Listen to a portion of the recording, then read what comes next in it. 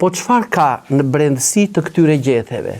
Së pari, flavonoidet, ku në brendësi të tyre ndodhen quercetin, kaenferol, myricene, glikozide e të tjera, acidet fenolike, në veçanti ferulik, kafeik, elagjik që ndodhen në brendësi të saj, i japin një rëndësi të veçantë në përdorimin e njeriut. Përveç kësaj, taninet ku janë më të rëndësishme të galotaninet dhe elaksitaninet janë ato komponent kimik që i japin gjethes së arës vetit rrudhëse të saj. Vajrat esenciale që megjithse janë të pakta në sasi, pra mund të na shkojnë deri në 0.1 deri në 0.12%, shquhen për përbërësit kimik si alfa-pinen, beta-pinen, limonenet të ngjashme si thuash me ato esenca që vijnë nga pisha bredhi dhe nga limoni. Një kombinim i tillë të ndihet që në përzierjen ose në dëmtimin e këtyre qelizave që ne mund të bëjmë, dhe kjo na jep atë aromën karakteristike të saj dhe njëkohësisht këtu në brendësi të gjetheve neve gjejmë një aromë të veçantë që ngjan me juglonet. Është një përbërës kyç bioaktiv me vekti alelopatike. Çfarë kuptimi ka kjo? Të gjithë ata që qëndrojnë në hijen e arrës ndihen sikur ju dhëm koka, sepse në sajt të këtij përbërësi kimik të juglaninës, ajo me të vërtet kjo hije e rënde saj i atribuohet këtyre përbërësve kimik dhe kjo hije e arrës është aq e rëndë sa që edhe barin që ndodhet poshtë kurorës së saj mund të themi që e than atë plotësisht. Vetit antioksiduese të arrës i atribuohen flavonoideve, polifenoleve, atyre acideve organike që unë përmenda, vitaminës A, acidet yndyrore, kryesisht acidi linolenik që ndodhet tek frutat e arrës, që kanë sa veti trece për organizmin, po aq edhe tonifikuese, po aq edhe rigeneruese të lëkurës së irrituar, po aq edhe përmirësues të qarkullimit të gjakut në sistemin e tretjes e kështu me radhë. Le të marrim për shembull, të përgatisim një çaj me gjethet e arrës, duke marrë afërsisht një gjethe të tillë, e shikojmë nëse ka diçka të huaj ose jo, nëse gjethja është e pastër dhe do ta përgatisim për shembull në këtë mënyrë. Një gjethe afërsisht shkon një lugë gjelle, sidomos kur kjo është e qarë. Pra, ja.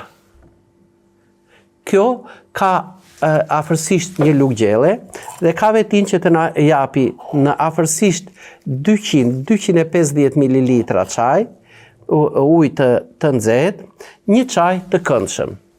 Mundet që në brendësi të çajit ne të hedhim edhe meset e arrës, pra nëse ne do të thyejmë kokrën e arrës dhe në brendësi të saj është një fletë e hollë, edhe kjo mund të hidhet në çaj afërsisht një lugë gjelle. Gjethet e çajit që ne do të përdorim janë tonifikuese dhe shtojnë shumë mirë nxitin, si thuash, tretjen dhe ashqitjen. Ka një veprim febrifugues, që do të thotë të rikthej temperaturën e trupit. Ka shumë njerëz që edhe në vapën e gushit ai ndjen të ftohtë. Ka shumë njerëz që edhe në ambientin e kuzhinës, kur temperatura është e ngrohtë, ata ndjejnë të ftohtë. Atëherë, këtë rregullim e bën gjethja e arrës, çaji i gjethes së arrës, duke përmirësuar sa funksionin e mëlçisë, po aq edhe funksionin e gjendrës tiroide.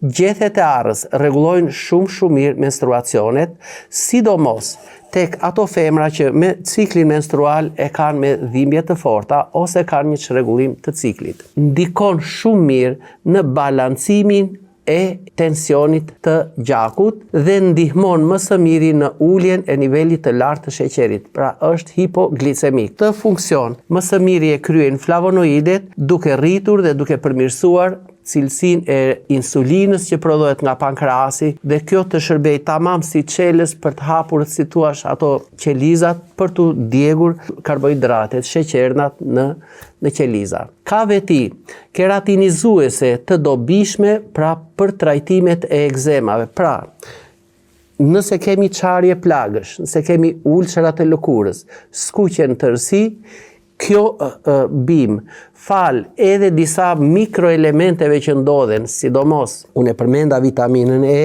përmendim këtu edhe zinkun dhe bakrin, përmendim edhe fosforin që na ndihmon, ka sidomos zinku, ka një rëndësi shumë të madhe në dermatologji për lëkurën, por kjo përmban fosforin, kaliumin, i cili është një balancues shumë i mirë i tensionit, duke nxitur dhe duke ruajtur atë raportin e ujit në organizëm, kalciumi që na jep një efekt shumë pozitiv në forcimin e kockave dhe shumë e rëndësishme është prania e një aminoacidi esencial e quajtur L-arginina, shumë e rëndësishme për shëndetin e arterieve tona.